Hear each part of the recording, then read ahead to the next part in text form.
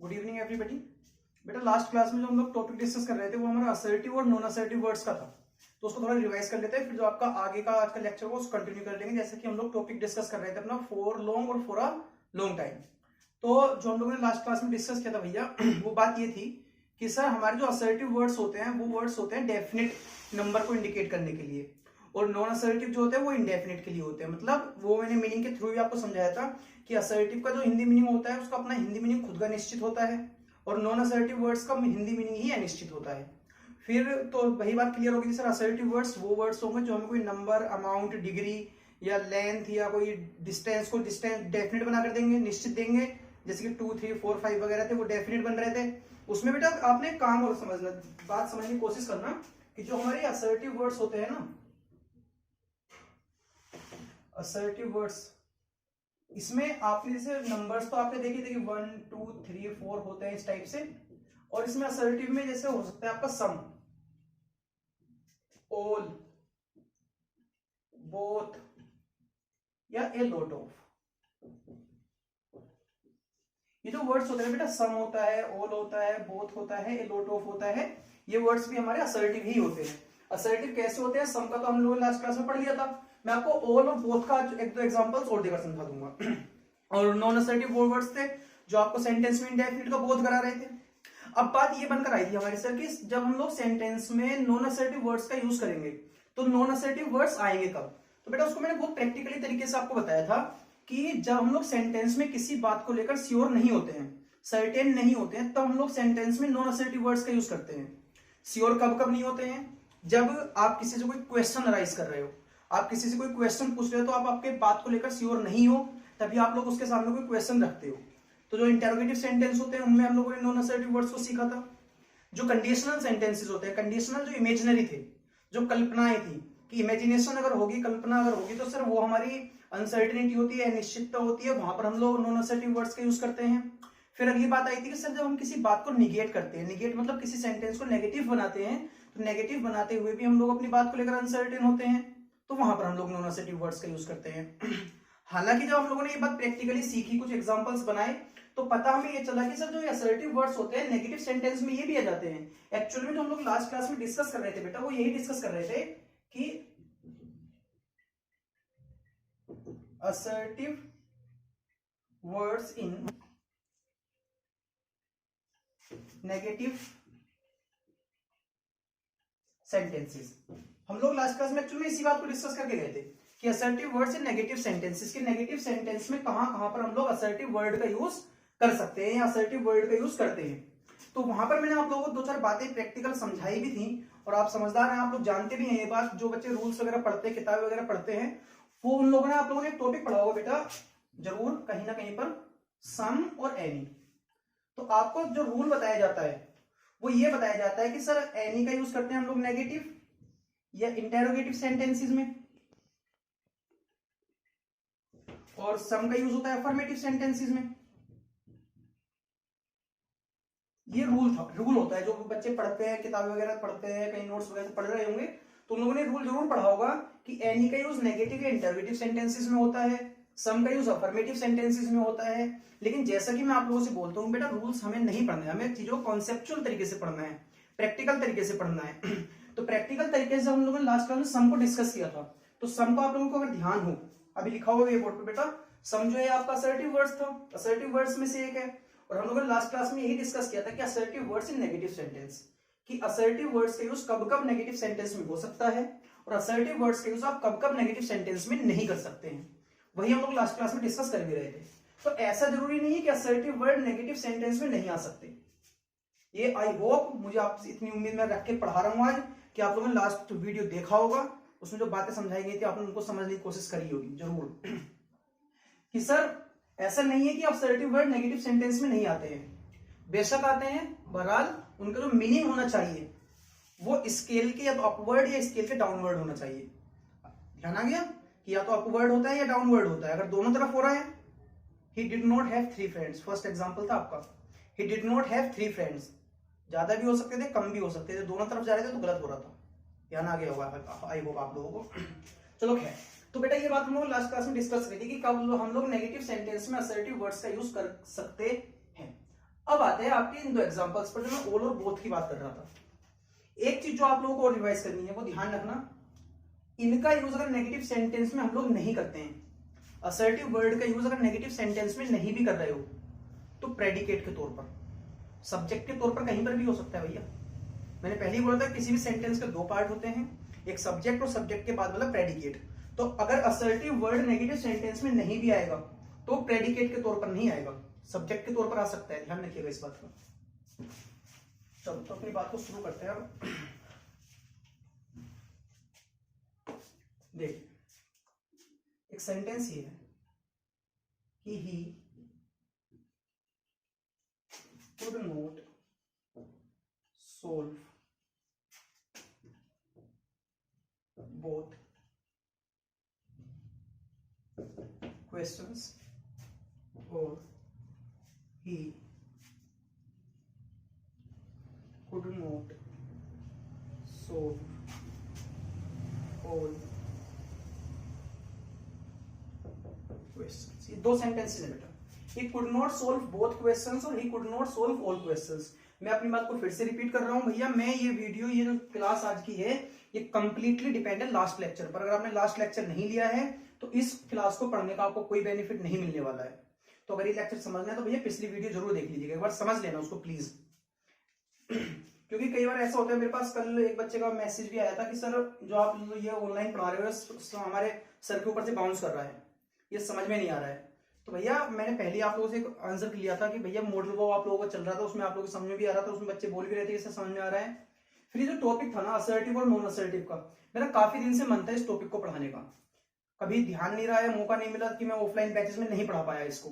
Otherwise ये बहुत interesting topic था, मैं इसको आपको ऑफलाइन बैचेस में ही पढ़ाता। और अभी जब ये लॉकडाउन खुल जाएगा, कोचिंग वगैरह स्टार्ट हो जाएंगी, तो मैं इसको एक बार ऑफलाइन बैचेस में जरूर पढ़ाऊंगा। मुझे ये अच्छा लगा टॉपिक, बहुत इंटरेस्टिंग था, इसलिए मैं इसको ऑनलाइन में लेकर आया हूँ। जैसे ये टॉपिक आपका खत्म हो जाएगा, मतलब आज के लेक्चर में, तो अगला जो लेक्चर होगा वो आपको मॉडल वर्ब से रिलेटेड होगा, ठीक है। तो कोशिश थोड़ा हेल्प सपोर्ट कीजिए, आप मेरे साथ जुड़िए, मैं आपके साथ जुड़ी रहा हूँ, दोनों मिलकर सहयोग, दोनों मिलकर काम करेंगे तो आपका बेनिफिट ही होना है, मेरा भी थोड़ा बहुत बेनिफिट ही हो जाएगा, मेरा रिवाइज हो जाएगा कुछ। चलिए, तो he could not solve both questions और he could not solve all questions, कि सर सेंटेंस तो दोनों नेगेटिव है। अब नेगेटिव सेंटेंस में जो आपने वर्ड लिख रखे हैं बोथ और ऑल, बेटा दोनों के दोनों कैसे वर्ड्स हैं, असर्टिव वर्ड है। अब मैंने आप लोगों को लास्ट क्लास में बताया था कि अगर नेगेटिव सेंटेंस में असर्टिव वर्ड का यूज हुआ है तो आपको एक स्केल तैयार करके रखना है। इसको मान लो 0, 1, 2, 3, नीचे का कुछ भी, ठीक है, इस तरीके से। नीचे को तो खैर मानने की रिक्वायरमेंट नहीं है, ऐसे मानना। अब एक बात सुनो, अगर मैं आपसे कह रहा हूं कि he could not solve both questions, कि वो दोनों क्वेश्चन सोल्व नहीं कर पाया, दो क्वेश्चंस थे, आपने कहा कि वो दोनों ही क्वेश्चन सोल्व नहीं कर पाया। अब दोनों क्वेश्चन सोल्व नहीं कर पाया का मतलब क्या है, अपवर्ड आया होगा या डाउनवर्ड आया होगा, बोलिए फटाफट से। डाउनवर्ड ही आया होगा, ऐसा तो नहीं है कि दोनों क्वेश्चन सोल्व नहीं कर पाया तो 3 क्वेश्चन सोल्व कर लिए। टोटल नंबर कितना था, 2 ही तो था, बोलो फटाफट से।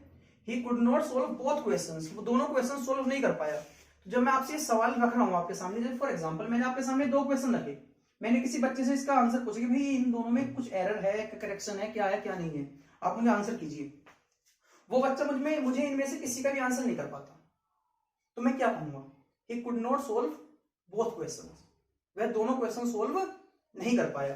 तो सर अगर बात बोथ की चल रही, तो बोथ में टोटल कितना हुआ, बोथ का टोटल 2 होता है, तो 2 नहीं कर पाया तो सीधी सी बात है अपवर्ड तो जाएगा ही नहीं, नीचे नीचे आएगा। तो अगर स्केल के आप या तो सिर्फ अपवर्ड जाइए या सिर्फ डाउनवर्ड जाइए, अगर एक ही डायरेक्शन में जाएंगे तो नेगेटिव वर्ड के साथ असर्टिव वर्ड का यूज प्रेडिकेट के तौर पर किया जा सकता है, इट इज करेक्ट।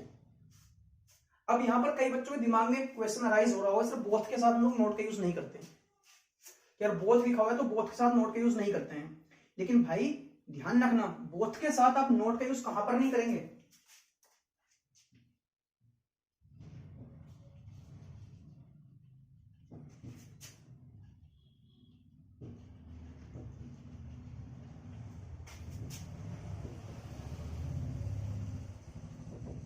ये both students could not answer the question, कि अगर बोथ सेंटेंस के सब्जेक्ट के तौर पर यूज हुआ है, अगर बोथ सेंटेंस में सब्जेक्ट के तौर पर यूज हुआ है, तब आप इसके साथ नोट का यूज नहीं करेंगे। अब ये सेंटेंस गलत है।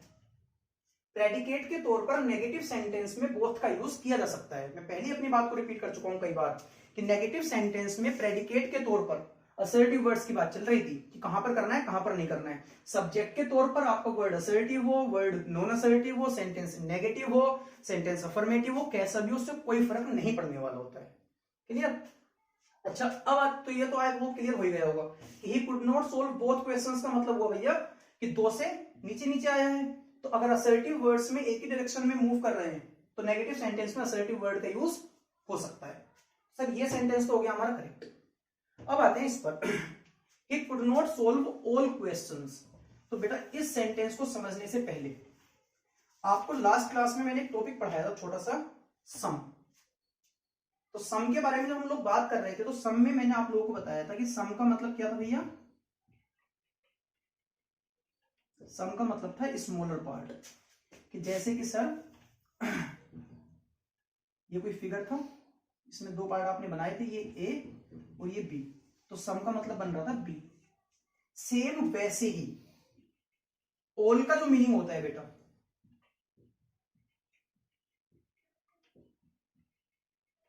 ऑल का मीनिंग होता है बिगर पार्ट। हम ऑल को हिंदी मीनिंग लेकर चलते हैं कि ऑल का मतलब सभी होता है। अब सभी में तो ए और बी दोनों आने चाहिए, लेकिन बेटा इंग्लिश को इंग्लिश के थ्रू सीखोगे तो आई होप ज्यादा अच्छे समझ आता है। ऑल में कंप्लीट कभी नहीं होता है।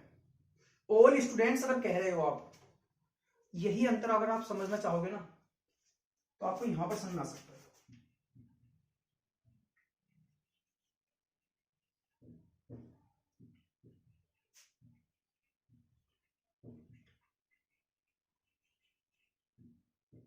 अगर आप समझना चाह रहे हो तो एक्चुअल मैंने इंग्लिश बड़ी मजेदार लैंग्वेज है, लेकिन हम लोग इसका बदतमीजी कर देते हैं रूल्स वगैरह बना बनाकर। आता बड़ा मजा इस सब्जेक्ट को पढ़ने में। यही अंतर ना यहाँ पर ऑल स्टूडेंट्स में और ऑल ऑफ द स्टूडेंट्स में आपको समझ आएगा।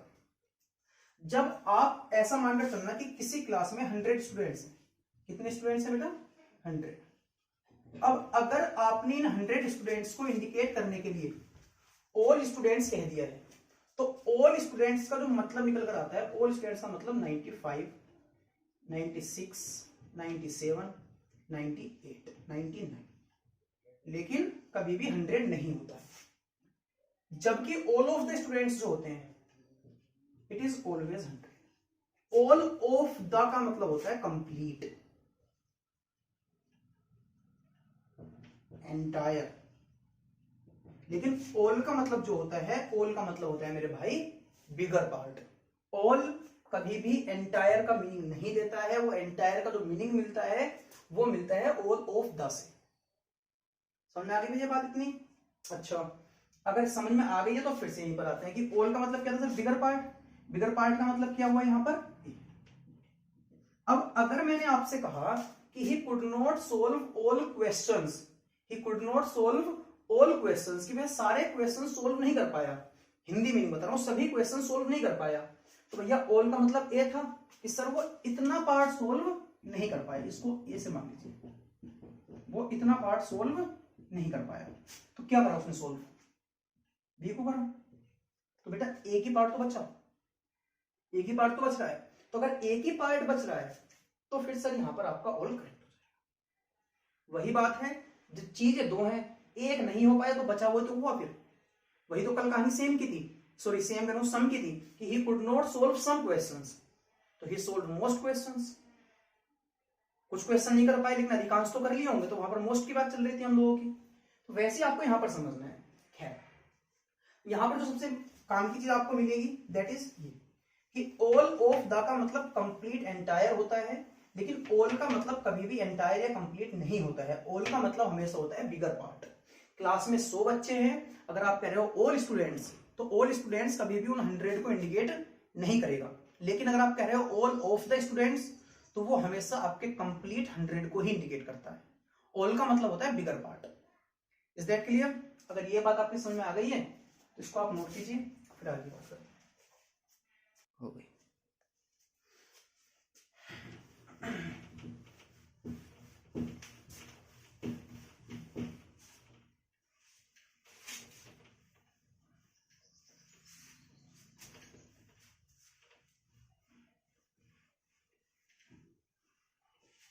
चलिए बेटा, अब अगर आपको इतनी बात समझ में आ गई कि हम लोग असर्टिव वर्ड का यूज भी नेगेटिव सेंटेंस में कर सकते हैं, ऐसा कोई बाउंडेशन नहीं है कि असर्टिव वर्ड का यूज नेगेटिव सेंटेंस में नहीं होता है, that depends only on condition. वो सिर्फ कंडीशन पर डिपेंड करता है कि कहां पर आपको असर्टिव वर्ड लगाना है, कहां पर आपको असर्टिव वर्ड नहीं लगाना है। क्लियर हो गई भैया बात? अगर ये बात आपको अब तक का जो हमने पढ़ा है 45 मिनट का लेक्चर, लास्ट लेक्चर में मिलाकर 45-50 मिनट का जो भी लेक्चर आप लोगों ने पढ़ा है, अगर आपको ये समझ में आया है तो अब आपके टॉपिक पर कंटिन्यू आते हैं जो हम लोगों ने शुरू किया था, फॉर लॉन्ग और भैया फॉर अ लॉन्ग टाइम। ये दो वर्ड्स थे आपके, फोर फ्रेजेस, फॉर लॉन्ग और फॉर अ लॉन्ग टाइम। अब देखो यहां पर सबसे पहला जो डिफरेंस है दैट इज कि सर फॉर लॉन्ग जो वर्ड होता है हमारा, फॉर लॉन्ग होता है आपका एक नॉन असर्टिव वर्ड, और फॉर अ लॉन्ग टाइम जो होता है ये होता है आप लोगों का एक असर्टिव वर्ड। जैसे कि बेटा मैं आपके ऑफलाइन बैचेस में भी एक बात बोलता हूं कि रूल्स कॉन्सेप्ट इतने इंपॉर्टेंट नहीं होते हैं जितना कि इंग्लिश में ये वर्ड्स की आइडेंटिफिकेशन होता है। आपको वर्ड को देखकर पता चल जाना चाहिए कि ये वर्ड एक्चुअल में है क्या, ठीक है, कि noun pronoun adjective adverb word कौन सा है, इस तरीके से। तो सबसे पहली बात तो कि सर फॉर लॉन्ग और फॉर अ लॉन्ग टाइम दोनों में एक कॉमन पॉइंट भी होता है, दोनों के दोनों सर एडवर्ब ऑफ टाइम होते हैं। आई होप जिन लोगों ने एडवर्ब पढ़ा है वो समझ गए होंगे मेरी बात को, मैं इसको एडवर्ब ऑफ टाइम क्यों कह रहा हूं। अगर नहीं समझ रहे तो मेरी बात ध्यान सुनना बेटा। फॉर प्रेपोजिशन, यहां पर ये लॉन्ग इस प्रेपोजिशन का ऑब्जेक्ट, यहां पर ये टाइम इस प्रेपोजिशन का ऑब्जेक्ट, यहां पर लॉन्ग एडजेक्टिव बन जाएगा। तो प्रेपोजिशन प्लस ऑब्जेक्ट एडवर्ब का काम करेंगे, टाइम सीधा सीधा सा हो गया। तो preposition plus time adverb of time होता है। और बेटा ये लॉन्ग जो वर्ड होता है ना, आप लोगों को बताया गया था कि लॉन्ग जो वर्ड हम लोग यूज करते हैं टाइम के साइंस में ही करते हैं। तो जो प्रेपोजिशन का ऑब्जेक्ट बन रहा है ना बेटा, ये भी एक्सप्रेशन ऑफ टाइम है। तो आपको समझाया गया था कि जब हम लोग preposition plus expression of time लिखते हैं तो ये आपका बेटा एडवर्ब ऑफ टाइम बन जाता है। ये छोटा सा एग्जांपल लिखूंगा फटाफट से कि he came at 9 PM। He came at 9 PM कि वह 9 बजे आया। तो बेटा ये एट आपका प्रेपोजिशन हो गया, 9 PM क्या होगा बोलिए फटाफट से, एक्सप्रेशन ऑफ टाइम। तो प्रेपोजिशन प्लस टाइम जो बना बेटा ये दोनों मिलाकर इसको हम लोग नाम देते हैं क्या, एडवर्ब ऑफ टाइम। ठीक है सर। तो ये फॉर आपका प्रेपोजिशन, ये लॉन्ग जो होता है यहां पर साफ साफ लॉन्ग ऑब्जेक्ट बनेगा, यहां पर टाइम ऑब्जेक्ट बनेगा। तो प्रेपोजिशन के साथ जो आप लोगों ने ये लॉन्ग और ये टाइम लिख रखा है ये एक्सप्रेशन ऑफ टाइम होते हैं बेटा। तो preposition plus expression of time जो होते हैं एडवर्ब ऑफ टाइम होते हैं। तो पहली बात तो ये कि फॉर लॉन्ग और फॉर अ लॉन्ग टाइम दोनों एडवर्ब ऑफ टाइम होते हैं, कॉमन पॉइंट है। डिफरेंस क्या है कि sir for long non assertive word होता है, for a long time assertive word होता है। अब स्टेप बाय स्टेप सीखते चलते हैं बातों को कि सर अगर ये नॉन असर्टिव वर्ड है तो इतना तो पक्का है कि नेगेटिव, थोड़ा सा नीचे लिख लेते हैं कि नेगेटिव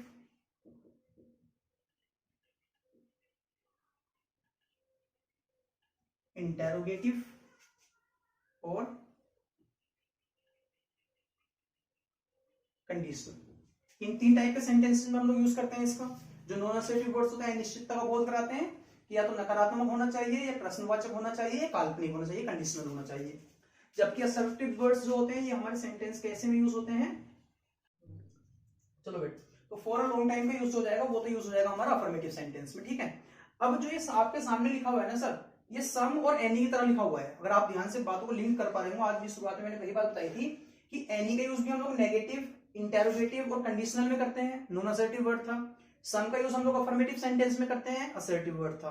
तो बात अगर आप सम और एनी से इसको जोड़कर चलोगे तो आपको चीजें थोड़ी जल्दी और आसानी समझ में आएंगी। अब यहां पर मैं आपके सामने क्वेश्चन रख रहा हूं, उस क्वेश्चन को थोड़ा ध्यान से समझना क्योंकि that is most important thing कि सर नेगेटिव सेंटेंस अगर हमारा बनेगा जैसे कि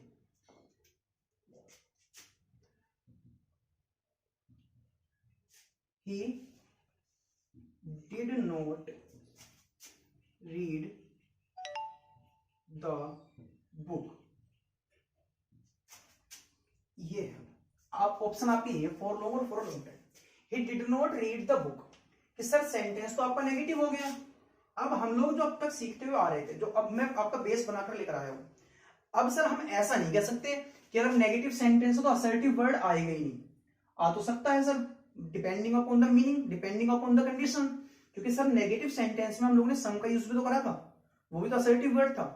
नेगेटिव सेंटेंस में यूज तो ऑल का भी करा था, नेगेटिव सेंटेंस में यूज तो सर सम का भी करा था, और एक नेगेटिव सेंटेंस मैंने आपको लिख कर भी दिया था लास्ट क्लास में कि he could not solve 5 questions, तो 5 असर्टिव वर्ड था, यूज तो हमने वहां पर भी किया था नेगेटिव सेंटेंस में। तो भैया अगर सेंटेंस नेगेटिव है तो नेगेटिव सेंटेंस में ऐसा नहीं है कि असर्टिव वर्ड नहीं आ सकता, आ तो सकता है, और नॉन असर्टिव तो सीधा सीधा आ ही सकता है। तो सर फिर अब हम कैसे पता करें कि यहां पर फॉर लॉन्ग आएगा या यहां पर फॉर अ लॉन्ग टाइम आएगा? तो अब मेरी बात यहां पर ध्यान सुनना बेटा, एक्चुअल में इस सेंटेंस में आप दोनों का यूज कर सकते हो, फॉर लॉन्ग का भी, और इसी सेंटेंस को आप ऐसे भी कह सकते हो कि ही डिड नॉट रेड द, इसको थोड़ा सा नीचे करके लिखता हूं, मुझे मीनिंग लिखना पड़ेगा। ही did not read the book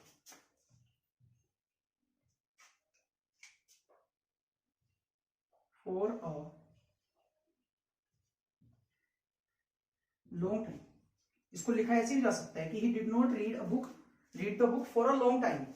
use दोनों भी हो सकता है, फॉर लॉन्ग का भी हो सकता है, फॉर अ लॉन्ग टाइम का भी हो सकता है।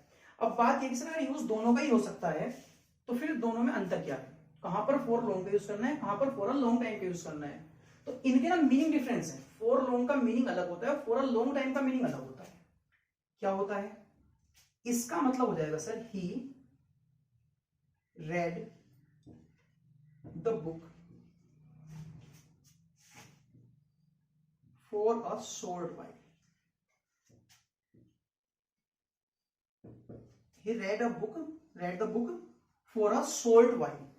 For a short while का मतलब अभी आपको समझ में आ जाएगा, कि समझा दूंगा, और इस सेंटेंस का मतलब हो जाएगा भैया कि he read the book after a long, ये इन दोनों सेंटेंसेस के मीनिंग बनेंगे। He read the book for a short while और he read the book after a long time। मतलब क्या हुआ बात का, वो समझना कि सर जब आप लोग नेगेटिव सेंटेंस में, थोड़ा इंटरेस्टिंग बात जो बोल रहा हूं, अगर आप लोग नेगेटिव सेंटेंस में किसी असर्टिव वर्ड का यूज करते हो, नेगेटिव सेंटेंस में अगर असर्टिव वर्ड का यूज होता है तो उसका मीनिंग कभी भी चेंज नहीं होता। ये बात नोट कर लेना, लिख लो भी चाहे, नेगेटिव सेंटेंस में असर्टिव वर्ड का प्रयोग अगर किया जाएगा तो उसका मीनिंग सकारात्मक ही रहेगा। नेगेटिव सेंटेंस में यदि असर्टिव वर्ड का प्रयोग किया जाएगा तो उसका मीनिंग सकारात्मक ही रहेगा। लेकिन यदि नेगेटिव सेंटेंस में नॉन असर्टिव वर्ड का यूज होता है तो उसका मीनिंग अपने आप नकारात्मक बन जाता है। नेगेटिव सेंटेंस में यदि नॉन असर्टिव वर्ड लिखा है तो उसका मीनिंग नकारात्मक बनेगा। नेगेटिव सेंटेंस में यदि असर्टिव वर्ड लिखा है तो उसका मीनिंग परिवर्तन नहीं होता है, वो सकारात्मक का सकारात्मक ही रहता है। मतलब क्या बात को वो समझो बेटा। लॉन्ग लंबे समय को इंडिकेट करेगा, तो शॉर्ट छोटे समय को इंडिकेट करता है। नेगेटिव सेंटेंस में आपने वर्ड कैसा लगा रखा है भैया, नॉन असर्टिव, तो नेगेटिव सेंटेंस में अगर नॉन असर्टिव वर्ड लगाओगे तो उसका जो मीनिंग बनकर आएगा वो ऑपोजिट बन जाता है। ठीक, जबकि अगर आप नेगेटिव सेंटेंस में असर्टिव वर्ड का यूज करोगे, असर्टिव वर्ड का यूज करोगे तो इसका मीनिंग कभी चेंज नहीं होता है। देख लीजिए, अ लॉन्ग टाइम और अ लॉन्ग टाइम, ये प्रेपोजिशन को लेकर कंफ्यूज मत होगा, इससे कोई दिक्कत नहीं होती है। ठीक है, तो ध्यान रखना, नेगेटिव सेंटेंस में यदि कोई असर्टिव वर्ड लिखा है तो उसका मीनिंग कभी चेंज नहीं होगा, जबकि अगर नेगेटिव सेंटेंस में नॉन असर्टिव वर्ड लिखा है तो उसका मीनिंग हमेशा ऑपोजिट हो जाता है।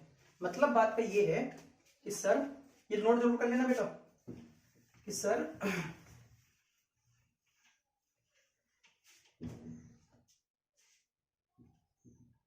नोट प्लस फॉर लॉन्ग का मीनिंग होता है फॉर अ शॉर्ट वाइल।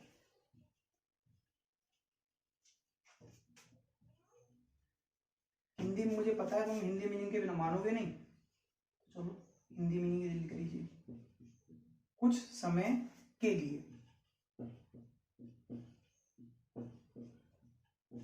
ठीक, और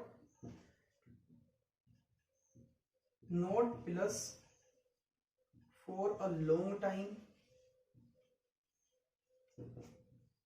होता है आफ्टर अ लॉन्ग टाइम,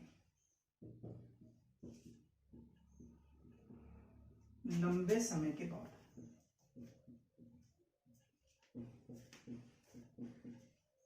लंबे समय के बाद, जैसे कि ये ध्यान रखना बेटा, ठीक है।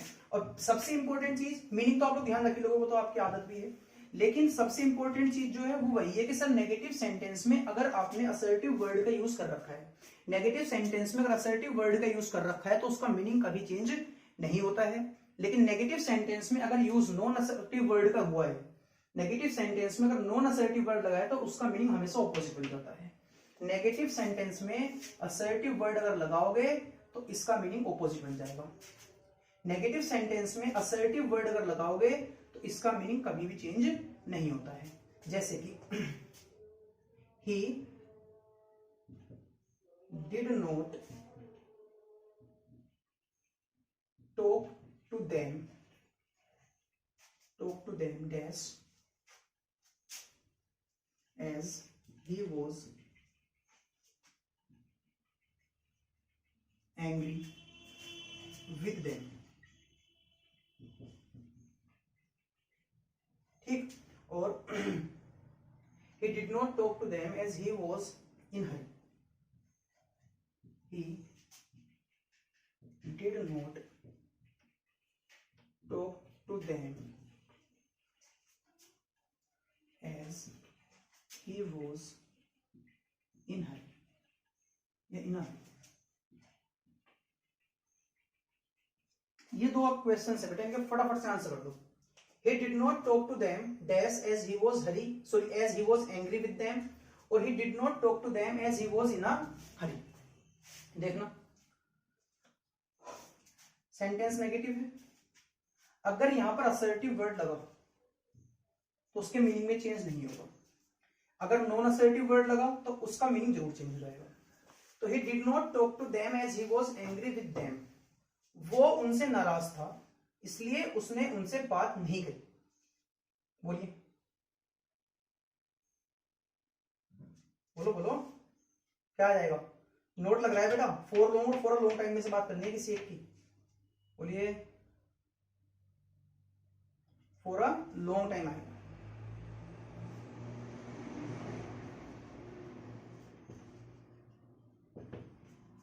He did not talk to them as he for a long time as he was angry with them, कि उसने उनसे लंबे समय तक, बेटा ये आफ्टर लॉन्ग टाइम का मतलब था लंबे समय के बाद, अदरवाइज आप ऐसे भी रख सकते हो लंबे समय तक, कि लिख ही लेना इसको फिर बाद में कहोगे, लंबे समय तक, कि उसने उनसे लंबे समय तक बात नहीं करी क्योंकि वह उनसे नाराज था। And he did not talk to them, उसने उनसे बात नहीं करी क्यों? एज ही वॉज इन अ हरी, क्योंकि वो जल्दबाजी में था। तो अगर जल्दबाजी में था तो उसने बात नहीं करी होगी लंबे समय तक या कुछ समय के लिए। बोलिए फटाफट से, कुछ समय के लिए, क्योंकि वो उसने थोड़ी बहुत देर के लिए उनसे बात नहीं करी, वो जल्दी में था। तो यहां पर आ जाएगा बेटा फॉर। ठीक है, तो आज के लेक्चर के लिए तो इतना ही काफी है। बस आप मेरी बात सुन लीजिए बेटा, मैंने लास्ट क्लास में आपसे प्रॉमिस किया था शीट अपलोड करने का, तो शीट मेरे पास तैयार रखिए। शीट ये रही मेरे पास, अभी मैं इसको आपके ग्रुप में अपलोड कर दूंगा, वो शीट आपको मिल जाएगी डेफिनेटली, फॉर लॉन्ग और फॉर अ लॉन्ग टाइम को लेकर। जो आप लोगों के डाउट्स वगैरह हो, मेरा नंबर आप सभी लोगों के पास है, मुझे व्हाट्सएप पर मैसेज कर देना इस टॉपिक को लेकर, कुछ भी किसी भी टाइप का डाउट अगर आप लोगों को हो। ठीक है, चलिए आज के लिए काफी है।